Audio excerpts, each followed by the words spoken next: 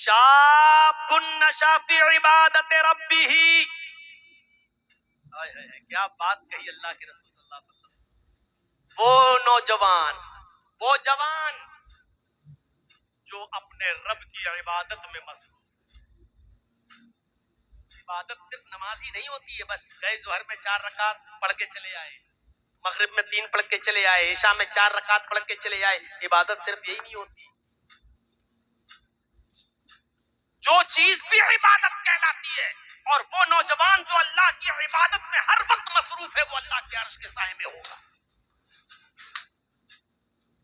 وہ عقبہ ابن نافع نوجوان 1500 گھڑ سواروں کو لے کر نکلا، اور جہاں گیا اس نے اسلام کا جھنڈا لہرا دیا. جہاں گیا اس نے اسلام کو فتح کر لیا، اسلام کا جھنڈا لہرا کر اس علاقے کو فتح کر لیا جہاں گیا.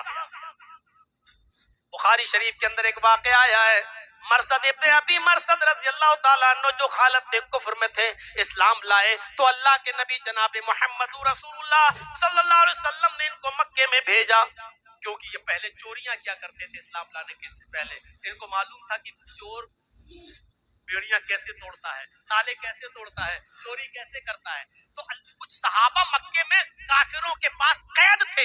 اللہ کے نبی نے کہا ان کے گھروں میں نقب لگا کر ہمارے ان مظلوم صحابہ کو جن کو کافروں نے قید کر کے رکھ لیا ہے ان کو چھڑا کے لاؤ. اب تم اسلام لا چکے ہو تو ایک چوری ہمارے لیے کرو. اور وہ چوری کیا ہے؟ تم مسلمان صحابہ کو کافروں کے گھروں سے نقب لگا کر ان کی بیڑیاں توڑ کر ان کو چھڑا کے مدینے میں لاؤ. تو یہ گئے، کئی مرتبہ لا چکے. ایک مرتبہ جب مکے پہنچے تو کسی قیدی کو لانا تھا، کسی قیدی کو چھڑانا تھا کسی گھر میں نقب لگا کر. تو رات کا وقت انہوں نے چنا. جب رات کا وقت آیا میرے بھائیو، ایک پہاڑی کی دیوار سے وہ سٹ کر چھپ کر بیٹھ گئے کہ تھوڑی سی اور رات ہو جائے تب ہم گھر میں گھسیں.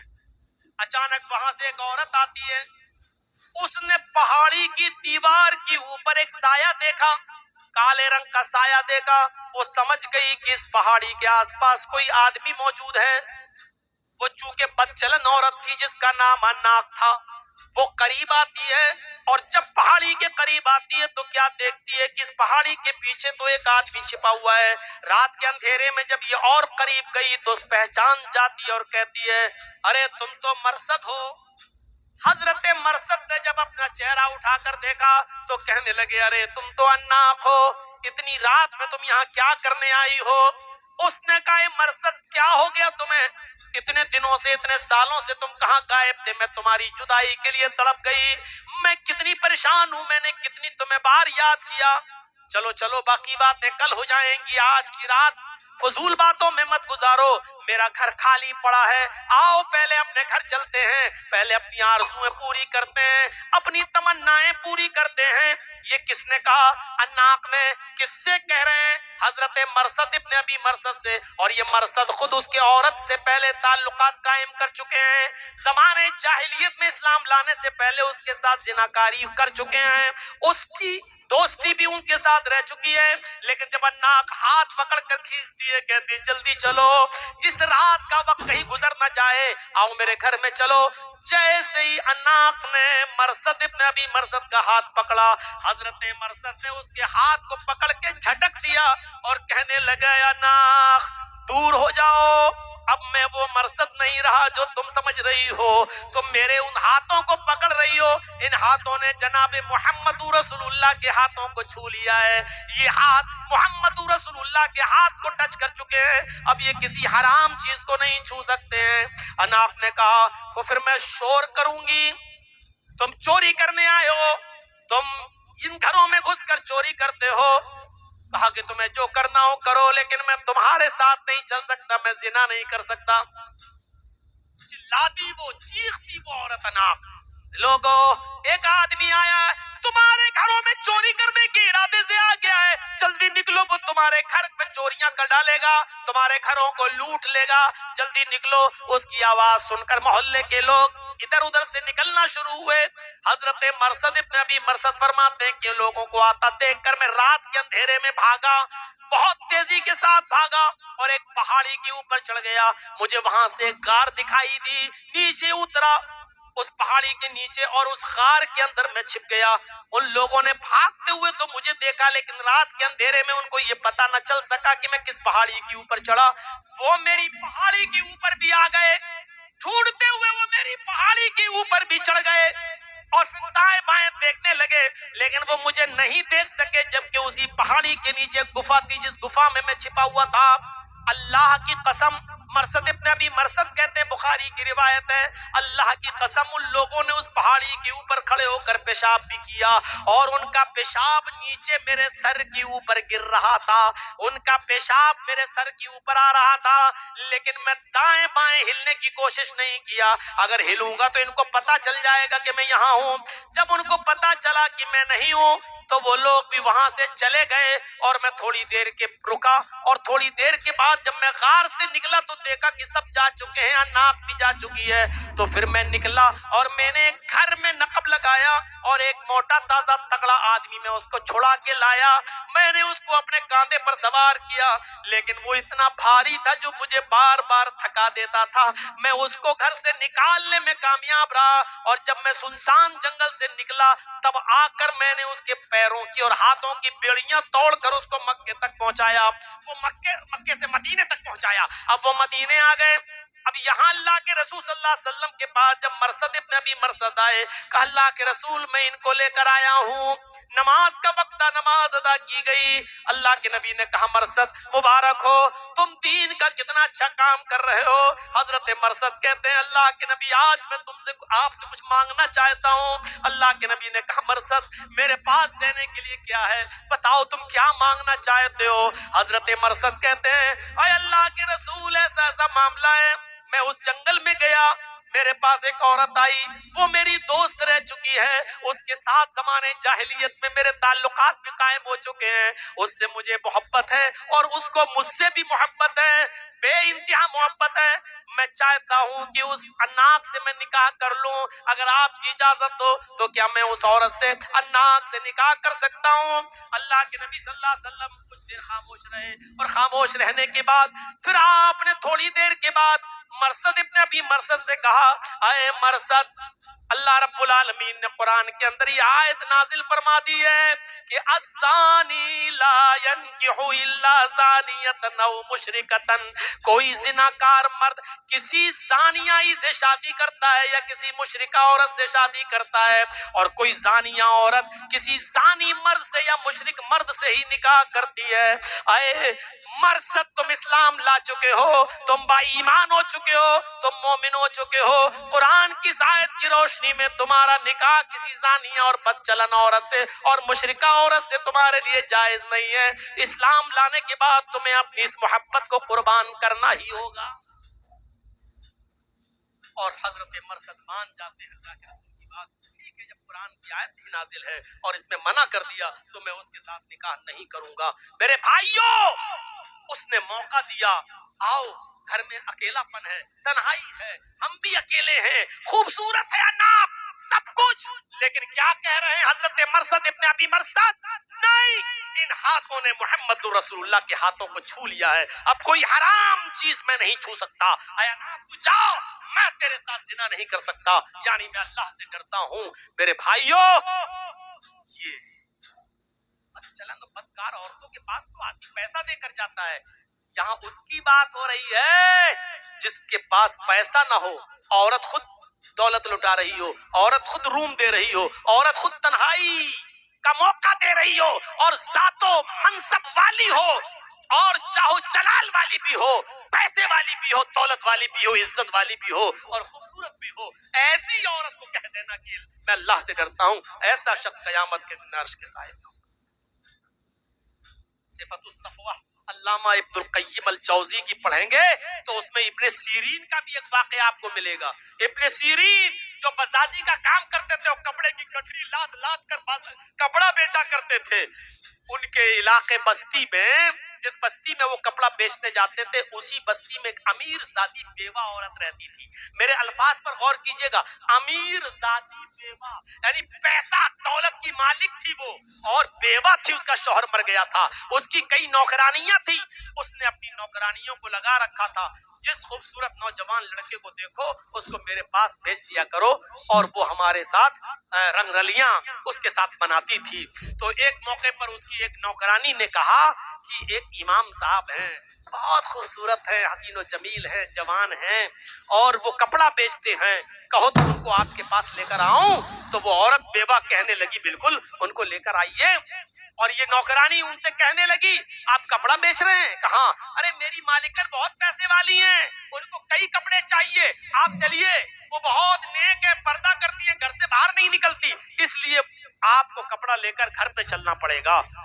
امام ابن سیرین رحمت اللہ علیہ ان کے گھر پہ جاتے ہیں، نوکرانی گھر کے دروازے کے اندر کر دیتی ہے، خود باہر رہتی ہے، اور یہ اندر جب داخل ہو جاتے ہیں تو اس بیوہ عورت کے پاس بیٹھ جاتے ہیں اور کپڑا دکھانے لگتے ہیں، یہ اتنے کا، یہ اتنے کا، یہ اتنے کا۔ اب اس کو کپڑا تو خریدنا نہیں تھا، وہ خوبصورتی دیکھ کر مائل کہنے لگی ارے مجھے کپڑا نہیں خریدنا ہے، جتنا تم کپڑا بیچ رہے ہو میں ساری گٹھری کا پیسہ تم کو دے دوں گی، کپڑا بھی دے دوں گی، پیسہ بھی دے دوں گی، جائی، میں کپڑا خریدنے کے لیے نہیں بلائی۔ تو کہا پھر کس لیے بلائی ہو؟ تمہاری نوکرانی نے تو یہی کہا تھا باندھی نے کہ کپڑا خریدیں گے۔ کہا میں نے کپڑا خریدنے کے لیے نہیں بلایا، کپڑا رکھیے اپنے پاس، کپڑے کا پیسہ بھی میں تم کو دے دوں گی، جتنے کا کپڑا پوری گٹھری میں دے دوں گی تم کو۔ تو کہا بلایا کس لیے؟ اس نے چھوٹتے ہی جو جملہ کہا وہ جملہ تھا ادنو منی، میرے قریب آئیے، ادھر آئیے، میرے قریب آئیے، مجھ سے ملیے، مجھ سے جمع کیجئے۔ انہوں نے کپڑے کی گٹھری باندھی اور لگے اب اس کو نصیحت کرنے، ان الحمدللہ نحمدہ ونستعینہ ونستغفر، اور لگے اس کو۔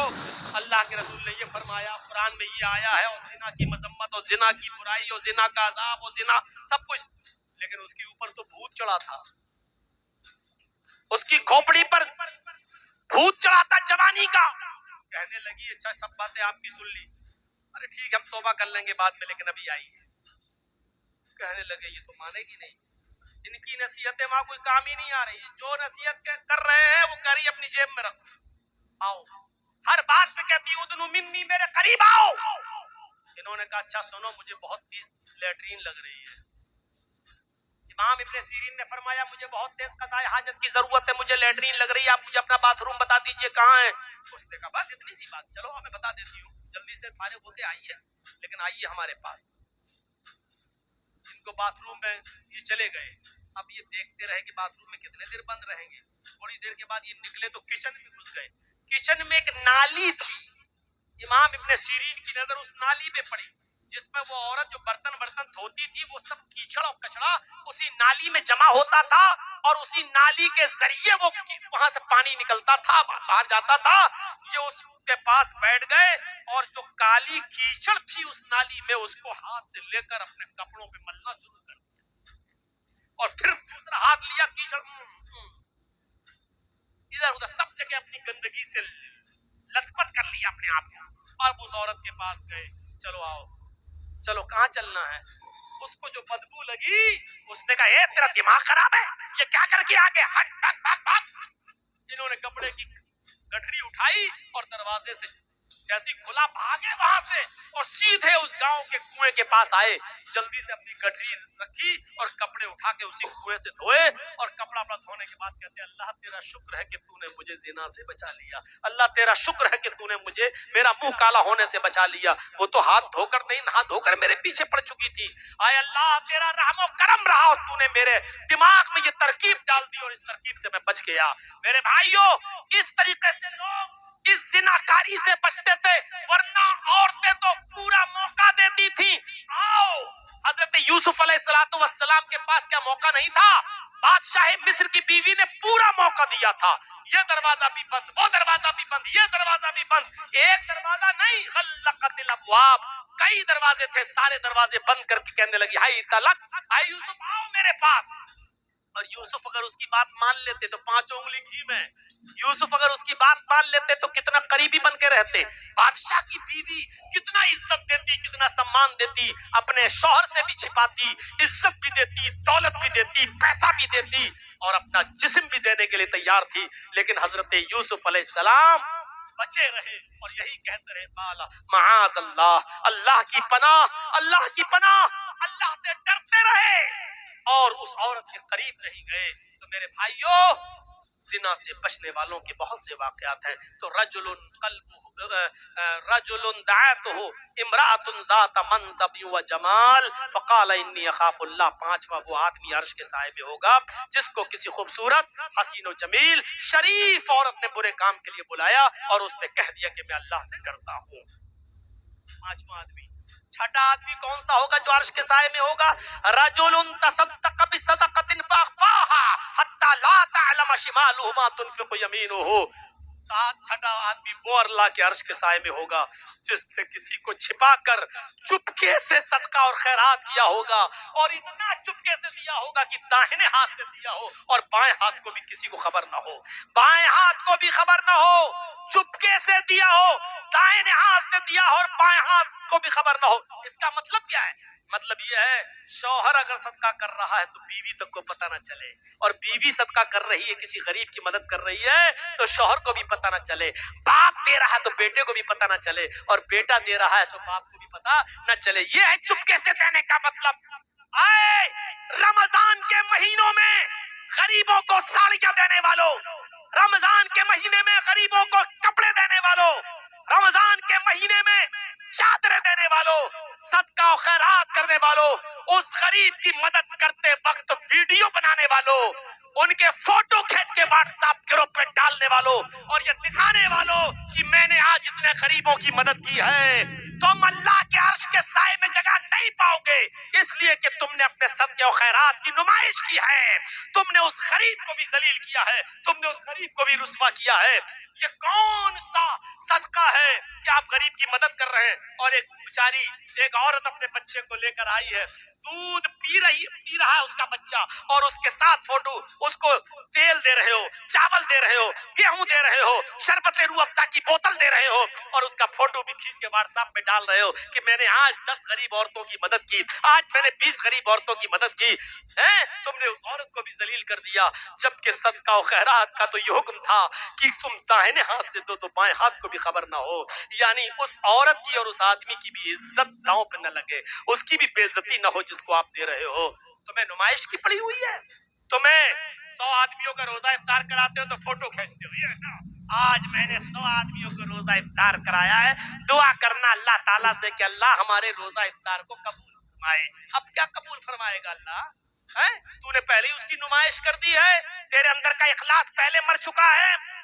عمرہ کرنے جا رہا ہے, احرام باندھے ہوئے, خانہ کعبہ کے سامنے کھڑے ہو کے سیلفی کی, اب اس کو فیس بک پہ اور واٹس ایپ پہ اللہ نے مجھے عمرے کی توفیق دی, دعا کرنا اللہ قبول کر لے. ارے بے غیرت, تو جن سے دعا کروا رہا ہے اس جگہ پر خانہ کعبہ کا گلاف پکڑ کے رویا ہوتا تو اللہ نے تیرا گناہ معاف کر دیا ہوتا, تیری توبہ قبول کر لی ہوتی. بے غیرت, تو ان سے دعا کروا رہا ہے جن کو بیچاروں کو خود نہیں معلوم کہ ہماری دعائیں اللہ کیا قبول ہو رہی ہیں نہیں ہو رہی ہیں, اور تو سیلفی لے کے ڈلوا رہا ہے. سب سے بڑا ناسور ہمارے زمانے کا یہ ہے کہ آج مولویوں کی تصویریں, آج علماء کی تصویریں اور ان کی سیلفیاں کھینچی جاتی ہیں اور اس کو بڑا فخر کے ساتھ شیئر کیا جاتا ہے. اب جس کی تصویر میرے ساتھ آ گئی, مولانا جرجیز سے میں مل کے آیا ہوں, تو کیا ہوا, تیرا باپ اب جنت میں چلا جائے گا کیا؟ تو جنت الفردوس کا مستحق ہو جائے گا کیا؟ میرے بھائیوں, یہ زمانے کا سب سے بڑا المیہ ہے اور سب سے بڑا ناسور ہے کہ آج علماء کی تصویریں لے کر ان کے قد کو اتنا بڑا بنا دینا کہ ان کو پیر اور ولی کا درجہ دے دینا, اور یہ سمجھنا کہ ہم نے بہت بڑا کارنامہ انجام دیا. میرے بھائیوں, اخلاص اپنے اندر پیدا کیجئے. تو رجل تصدق بصدقۃ فاخفاها, چھپا کر صدقہ دینا. میرے بھائیوں, یہ چھٹی چیز. اور 7ویں چیز اور سن لو, وَرَجُلٌ ذَكَرَ اللَّهَ خَالِيًا فَفَاضَتْ عَيْنَاهُ, جس نے خاموش اللہ کو تنہائی میں یاد کیا, جس نے اللہ کو تنہائی میں یاد کیا اور اس کے آنکھوں سے آنسو آ گئے. جلسوں میں تم ہم جیسے لوگ بولتے بولتے رو جائیں گے, لیکن اس میں ریا تکبر ہو سکتی ہے. کوئی آدمی مسجد میں دعا مانگ رہا سب کے سامنے رو رو کے, یہ نہیں. آپ اکیلے گھر میں جائیے, آپ کی بیوی بھی سو رہی ہو, آپ کے بچے بھی سو رہے ہوں, اور آپ رات میں اٹھیے, وضو بنائیے, 2 رکعت 4 رکعت 6 رکعت اللہ جتنی توفیق دے آپ پڑھیے, اور اس کے بعد میں اپنے ہاتھوں کو اٹھائیے اور مانگیے, پکاریے اور اللہ کو یاد کریے, جہنم کا تصور پیدا کریے,